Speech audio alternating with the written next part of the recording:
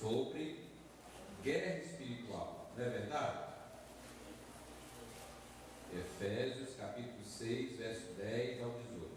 Nós vamos continuar falando sobre guerra espiritual. Nós falamos sobre guerra espiritual do passado. No versículo 12, Paulo está dizendo que tudo começa no mundo espiritual. Veja bem, irmãos, nós não podemos espiritualizar as coisas anulando o ser humano. Entenderam? Entende, irmãos? Anulando o caráter do ser humano, a má formação muitas vezes. Mas nós precisamos entender que mesmo às vezes o comportamento humano, às vezes é influenciado por uma força espiritual. Estão entendendo? Por isso que Paulo diz que a nossa luta não é contra a carne e o sangue, mas contra principados, contra potestades, contra forças espirituais da maldade nas regiões celestes. E você percebe aqui Paulo citando vários tipos de demônio. Percebem? Paulo citando vários tipos de demônio. Então, olha só, ele diz que a nossa luta não é contra a carne e o sangue. Então, olha só, a nossa batalha, antes dela se manifestar no mundo físico, ela é arquitetada no mundo espiritual e invisível. Sabia disso? Arquitetada antes, no mundo espiritual e invisível. Satanás arquiteta, ele planeja junto com seus demônios. Aí ele dá ordem aos seus emissários para vir e cumprir, para vir e estabelecer aquilo. Amém? Então, se manifesta no mundo físico, material, palpável. E aí nós falamos que o mundo físico se refere tanto a grupo de pessoas, como a indivíduos, como também uma sociedade organizada, certo? Então a luta ela se dá contra uma pessoa sozinha, às vezes um só indivíduo está sofrendo ataque de Satanás, às vezes um grupo de pessoas e às vezes uma sociedade organizada, como uma cidade, um estado, um país e assim sucessivamente. Olha só, e aí a guerra espiritual ela pode ser contra a família, contra grupos, contra uma sociedade. E qual é o objetivo de Satanás? Matar, roubar e destruir. Esse é o sonho do diabo. Saiba que o diabo trabalha com esse objetivo: matar, roubar e destruir. Nada que ele faz é bom. Ele é enganador. Existem coisas que aparentemente são boas, mas no fim do caminho é o quê? Morte. E aí nós falamos, a primeira vez, na parte 1 da guerra espiritual, de sinais de ataque espiritual contra o indivíduo. Quando o diabo ataca uma pessoa, um indivíduo. Aí, por exemplo, os sinais que nós falamos foi, primeiro, perda do desejo de buscar a Deus. Ah, não tenho desejo de buscar a Deus, não tenho desejo de orar, não tenho desejo de ler a Bíblia, não tenho desejo. Precisa tomar cuidado, porque às vezes você pode estar sofrendo um ataque de Satanás. Desgaste físico. Ah, eu ando morto. A pessoa é tão novo, mas anda morto. Trabalhou durante o dia, arriou, não dá conta de fazer mais nada, não dá conta nem de vir para a igreja. Tudo que faz está morto fisicamente. Não está certo isso. Eu lembro, por exemplo, antes de eu converter, rapaz, a gente passava o fim de semana todinho acordado. Ia para a balada de noite. No outro dia, eu lembro, nesse período de seca, lá no Maranhão, tem muita praia. No outro dia, o cara passava o dia inteirinho acordado, numa praia, banhando no rio. Já ia dormir no domingo, lá para de madrugada, e no outro dia estava gente no trabalho. Por que o crente, então, é um desgaste físico, é um cansaço, sem explicação? Cansaço é natural que se sinta, mas um desgaste físico ao ponto de tirar o vigor da pessoa, ela não dá conta de nada. Entenderam, irmãos? Sinais de ataque contra o indivíduo. Segundo, falta de recursos, não é? E aí, a gente precisa tomar cuidado, porque às vezes o inimigo, ele retalha. Existem demônios que são especialistas nisso. E aí a gente precisa tomar cuidado, olha, porque existe dois extremos, que a pessoa corre o risco de negar a fé, de perder a fé. Ou quando ela tem tudo, ou então quando ela não tem nada. Quando ela tem tudo, ela corre o risco de se achar autossuficiente, soberbo, orgulhoso, e aí deixa de depender de Deus. E quando não tem nada, às vezes pode blasfemar e se revoltar contra Deus. Por isso que Salomão disse: Senhor, não me dê nem riqueza e nem pobreza, para que eu viva dentro do limite. Outro sinal, vida de oração fraca. Irmão, deixa eu falar um negócio para você. Você vai orar, tem que abrir a boca para orar. Se você começar a orar falando, tem que falar. Loguinho o seu coração está aquecido. Mas ajoelha para orar, aí não abre a boca, não fala, não adora. Não começa a adorar, glória a Deus, aleluia, aleluia, aleluia, aleluia. Então, vida de oração fraca.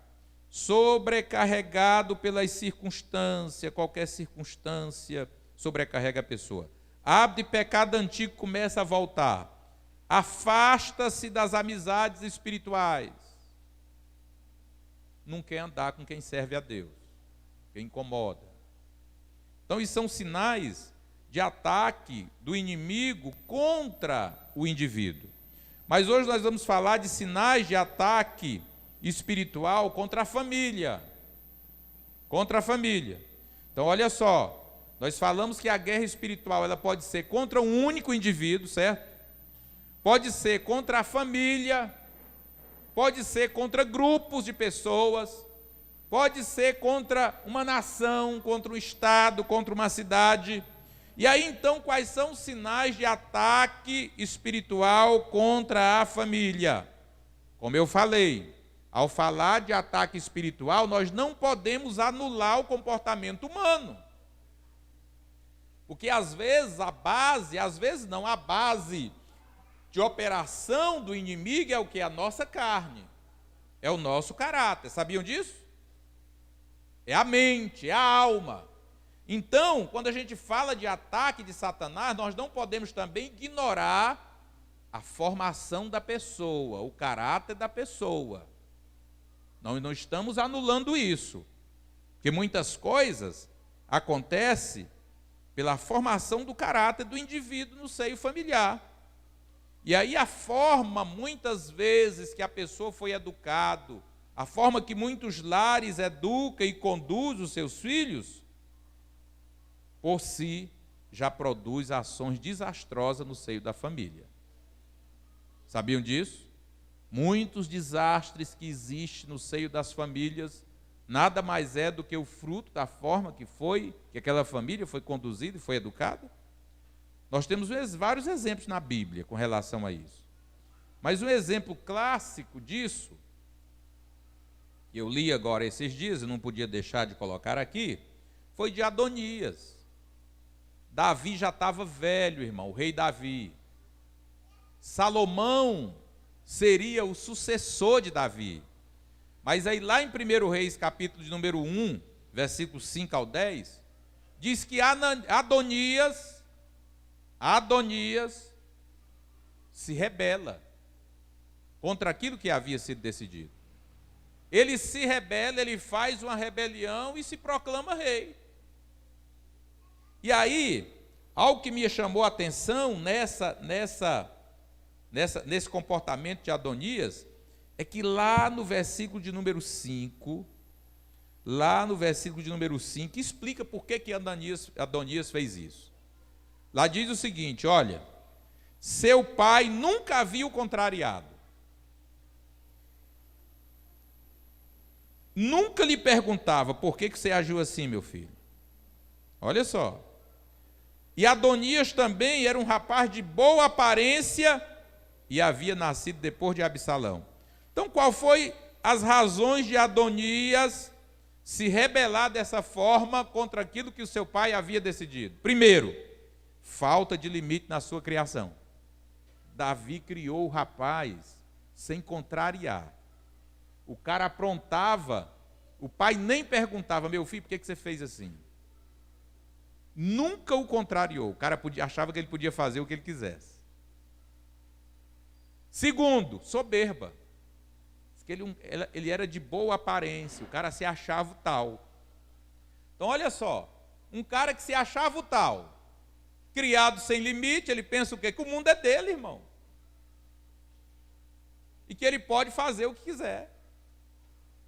Sabia que é melhor um pai errar por excesso de pôr limite do que não colocar? É melhor você errar por excesso do que você não colocar. Segundo, ter sido o centro das atenções por ser o caçula. Já viu, irmão, eu só tenho uma filha. Mas eu, quando fui casar, eu li sobre casamento, sobre muita coisa, sobre criação de filho. Irmão, quem tem mais de um filho tem que tomar cuidado com o caçula. Porque normalmente o caçulinha é o centro das atenções. E quantas famílias eu já vi aí passando por maus pedaços com caçula, porque o caçulinha sempre foi o centro das atenções. Bichinha apronta, xinga, bate o pai, bate a mãe, não respeita os irmãos, não faz nada. Eu conheço casos assim. A caçulinha não faz nada, só o mais velho, que é o burrinho de carga. E aí era o caso de Adonias. Então, nós não queremos anular, amém, irmãos? A formação do indivíduo, a formação de caráter. Porque muitas coisas acontecem em consequência disso. Não é? Adonias é um desses casos. Então vamos lá, quais são os sinais de ataque espiritual contra a família? Contra a família. Claro que nós não conseguimos esgotar isso aqui. Mas citamos aqui algumas coisas. Por exemplo, e nós não estamos falando, irmão, daquelas coisas sobrenaturais, não. Entenderam? Ah, irmão, lá em casa eu estou escutando pedra em cima da casa, pedrada em cima da casa. Irmão, lá em casa, os aparelhos estão queimando à toa. Irmão, lá em casa, farra compra, o gás não dá para 15 dias. Irmão, nós estamos tendo um sonho esquisito com cobra, com cachorro, com morte, com gente que já morreu. Não estou falando dessas coisas sobrenaturais. Estou falando de coisas, eu quero falar de coisas naturais que às vezes você atribui ao ser humano. Que às vezes acontece e você diz, ai, irmão, mas essa mulher minha ela é chata demais. Acontece, mas esse marido meu é um inconsequente. Esse meu filho é um desobediente por natureza. Eu quero falar de coisas naturais que às vezes a gente atribui ao ser humano. Entendeu? E nada mais é do que sinais de ataque de Satanás contra a família. Os irmãos estão me entendendo? Estão? Não estou falando desses sinais sobrenaturais, não. De forma alguma. Primeiro, nervosismo entre os seus membros. Irmão, coloque sua barba de molho quando na sua casa é todo mundo nervoso, sem explicação, sem razão. Nervosismo fora do controle. Todo mundo fica nervoso, até Jesus ficou nervoso, sabia? A Bíblia diz que ele irou, mas ele não pecou. Então esse nervosismo à flor da pele, esses nervos à flor da pele, não tem nada errado, está tudo normal, a luta é a luta do dia a dia, está trabalhando, está comendo, está vestindo, as coisas estão acontecendo. E aí esse nervosismo sem explicação, precisa tomar cuidado com isso. Amém? Às vezes também, é igual nós estamos falando, a questão da formação, nós não estamos anulando isso, né? Segundo, diga comigo, o primeiro é nervosismo.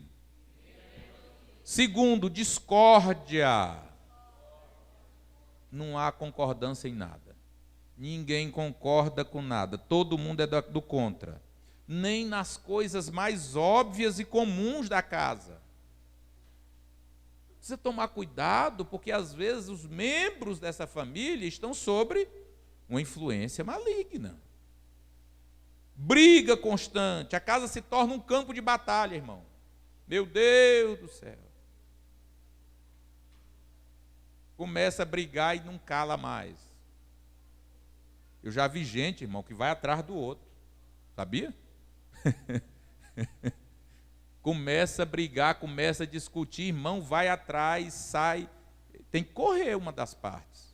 Então precisa tomar cuidado, essas brigas constantes, rebeldia e revolta contra os pais. Revolta infundada, irmãos. Não é? Contra as pessoas que mais ama. É diferente se um filho revoltar contra o pai ou a mãe, porque o pai ou a mãe cometeu uma injustiça. É diferente, não estou falando disso.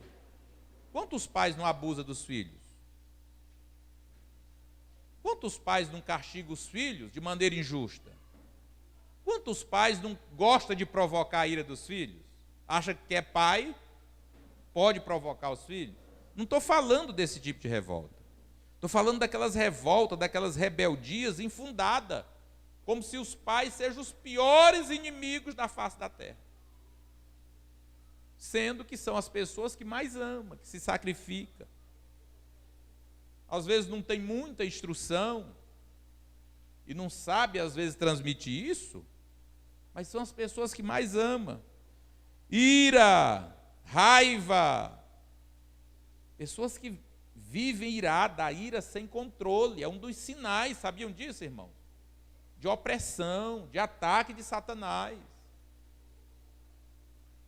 Se vem uma ira sem controle, coloca a barba de molho. Resiste. Pensamento destrutivo. Estou com vontade de largar tudo, pegar a mala e me mandar. Deixar a mulher, deixar o marido, deixar a mulher, deixar marido, deixar filho, botar a mala nas costas, arrumar outra família, vou ser feliz. Vou-me embora, largar essa casa aqui da casa do meu pai, que eu estou perdendo tempo aqui. Feliz vai ser que é minha família que está impedindo minha felicidade. Tudo isso são pensamentos, irmão, destrutivos e infundados. Esses dias dessa viagem para lá, uma mãe, pastor, ora pelo fulano, está dizendo que não quer ir para a igreja, está dizendo que vai embora na hora de completar 17 anos, 18 anos. Falei, deixa ele ir, mano. Começa logo a mostrar para ele como é que é as coisas. Uma logo um serviço para ele e só deixa ele comer aquilo que ele ganhar. Falei para ele, varãozinho, você vai, aí você vai ter que pagar aluguel, você vai ter que... Então começa a fazer logo isso para você ver se você dá conta. Aí o menininho calou, né? Calou. Então pensamento, enfermidades, irmãos, doença, sem explicação, o povo vive doente na casa, de tudo quanto é jeito.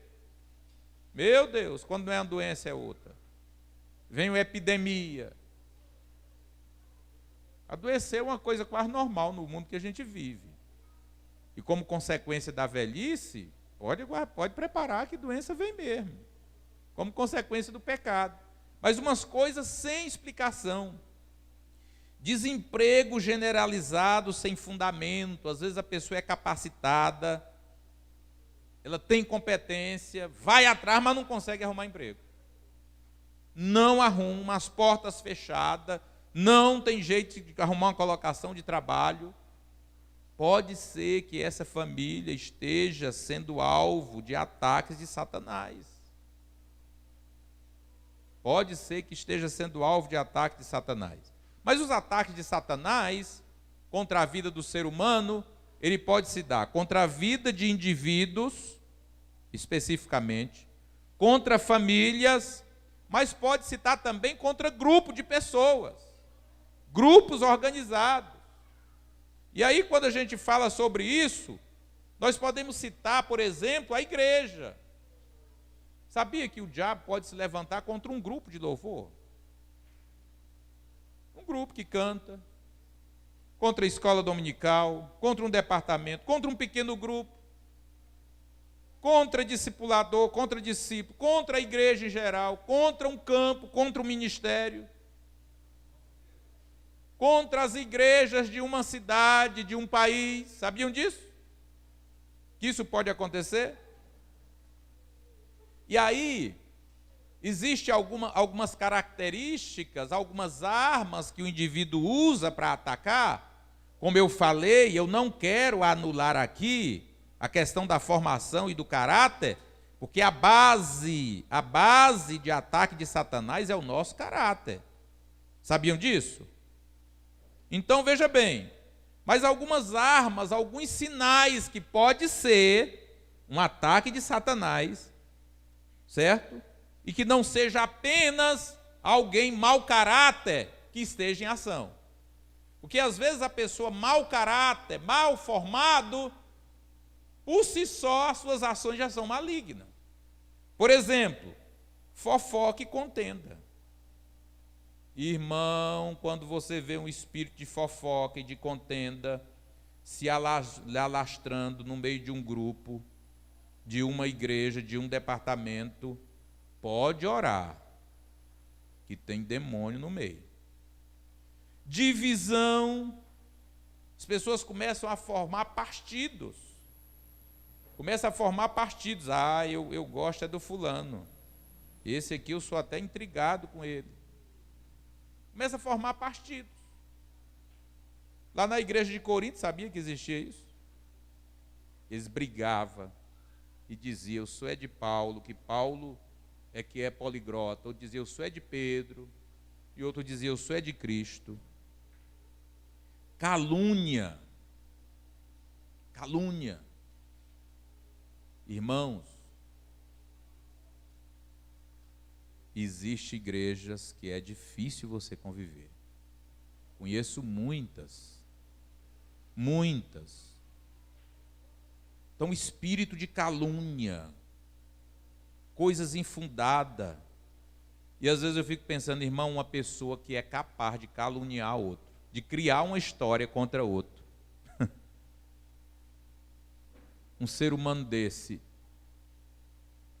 ou não conhece a Bíblia de jeito nenhum, para ter medo do inferno, ou então só pode ser doido. Então, esse tipo de coisa, às vezes a gente não pode levar só pelo lado natural. Existem demônios que eles trabalham sorrateiramente nisso. Pecado generalizado. Que é isso? O pecado generalizou um grande grupo de pessoas com problemas sérios pecaminosos. Prostituição, adultério, pornografia, escândalo em geral, envolvendo um número considerável de pessoas. Isso pode ser um ataque de Satanás contra aquele grupo. Descontentamento infundado. Sem nenhuma fundamentação, de repente um espírito de descontentamento começa a operar. As pessoas se sentem descontentes com coisas que não têm fundamento. Não tem fundamento. De forma alguma. Às vezes estão sendo bem cuidadas. Está sendo bem cuidada. Tem irmão, às vezes, carregando água no jacá para o indivíduo. E aí vem um espírito de descontentamento, de rebeldia, como se estivessem sendo martirizadas. Coisas sem fundamento, sinais de ataque de Satanás contra grupos. Então, quais são as atitudes que nós precisamos ter contra os ataques do inimigo? Quais são as atitudes que nós devemos ter? Primeiro, reconhecer que trata-se de uma guerra. Amém, irmãos? Reconhecer, os sinais apareceram, opa, o bicho das mãos sujas pode estar com as unhas dele sobre isso. Primeiro, reconhecer que pode ser uma guerra espiritual, que trata-se de um ataque de Satanás. Segundo, identificar se esses ataques do inimigo têm alguma causa, tem alguma brecha, não é? Identificar se existe alguma legalidade que você deu, que o grupo deu, que alguém deu, não é? E essas legalidades são dadas através do quê? Pecado cometido, por exemplo. Se a pessoa peca, ela abre uma legalidade para Satanás. Orgulho, soberba, negligência da comunhão com Deus. A pessoa para de buscar a Deus, para de orar, não tem mais tempo sozinho com Deus, não medita mais na palavra, não participa da adoração. E aí isso acontece o quê? A pessoa fica vulnerável espiritualmente falando. Fica vulnerável. Deixou, às vezes, de honrar a Deus nos dízimos e nas ofertas. O povo de Israel estava passando fome. Devorador entrava. Aí foram chorar. O que Deus explicou para eles? Deus falou o quê? É o devorador. Me honrem que eu repreendo o devorador. E aí, meus amados irmãos, Efésios capítulo 4, verso 27, diz: não deis lugar ao diabo. Se der lugar ao diabo, o diabo entra. Ele está ao nosso derredor, bramando, rugindo como leão, procurando a quem possa tragar. E aí, se eu tiver cometido algum pecado, o que eu devo fazer? Primeiro, arrepender-se. E aí o arrependimento, ele envolve 4 passos. Primeiro, o que é o verdadeiro arrependimento? Não é só aquele remorso que Judas sentiu.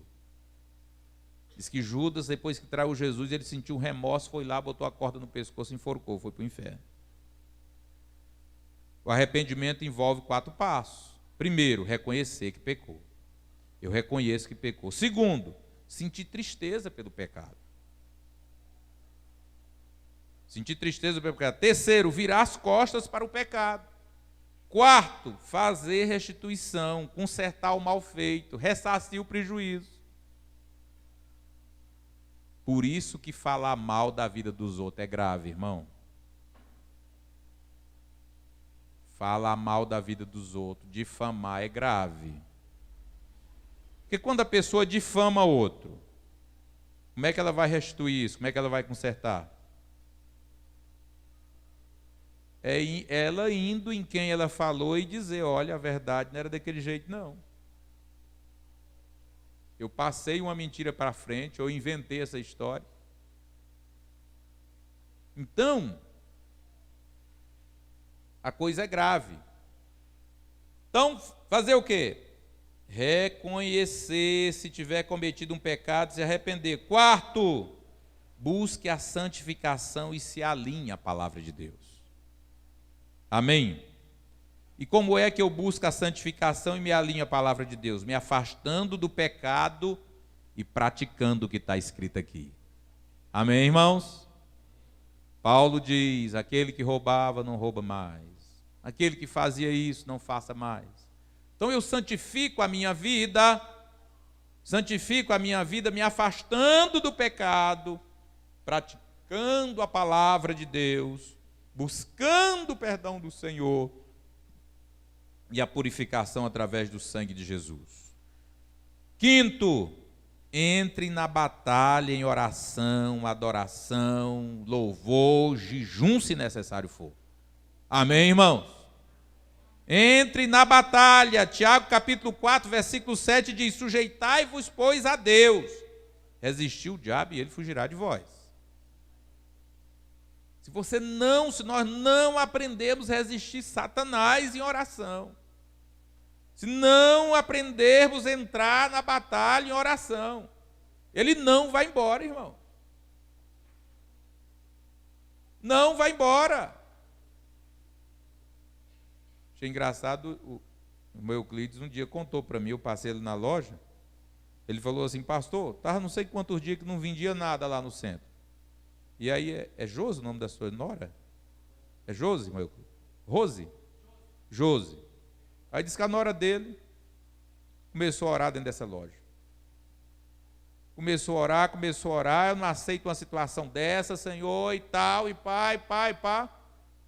Venda foi 3 vendas? Rapidinho, né? Entrou o cliente um atrás do outro e comprou. Às vezes, algum espírito maligno ali, impedindo, amarrando, sabia disso? Nós não podemos naturalizar as coisas, levar só pelo mundo natural. Ah, é porque está ruim mesmo de serviço, está ruim mesmo de emprego. Ah, eu adoeci, é porque adoece mesmo. Ah, eu estou brigando aqui, mas a mulher é porque nós brigamos mesmo. É porque ela é enjoada. Porque esse homem é enjoado. Ah, esse menino é porque é rebelde mesmo. Não, de forma alguma nós não podemos naturalizar as coisas. Precisamos compreender que nós estamos em uma guerra. Precisamos estar vigilantes. 1 Tessalonicenses 5, Paulo diz assim, não durmamos, pois, como os demais, mas vigiemos e sejamos sóbrios, porque os que dormem, dormem de noite, os que se embebedam, embriagam-se de noite. Mas nós que somos do dia, sejamos sóbrios, vestindo-nos da couraça da fé e do amor, e tendo o capacete da esperança da salvação. Amém, irmãos? Então Paulo está dizendo isso. Eu pergunto para você, irmão, bêbado percebe tudo que está ao seu redor? Fala para mim. Não. Primeira coisa é que algum bêbado dorme logo, né? Dorme logo. Bebeu, embriagou, dorme até babar. Não vê nada. Paulo diz que nós estejamos sóbrios, vigilantes. Amém, irmãos? De antena ligada. De antena ligada. Com todos os acontecimentos ao nosso redor, em todas as áreas da nossa vida. Podemos levar as coisas só pelo lado natural. Mateus 26, 41, Jesus disse, vigiai e orai, para que não entreis em tentação. O espírito, na verdade, está pronto, mas a carne ela é fraca. Amém, irmãos? Vamos colocar de pé.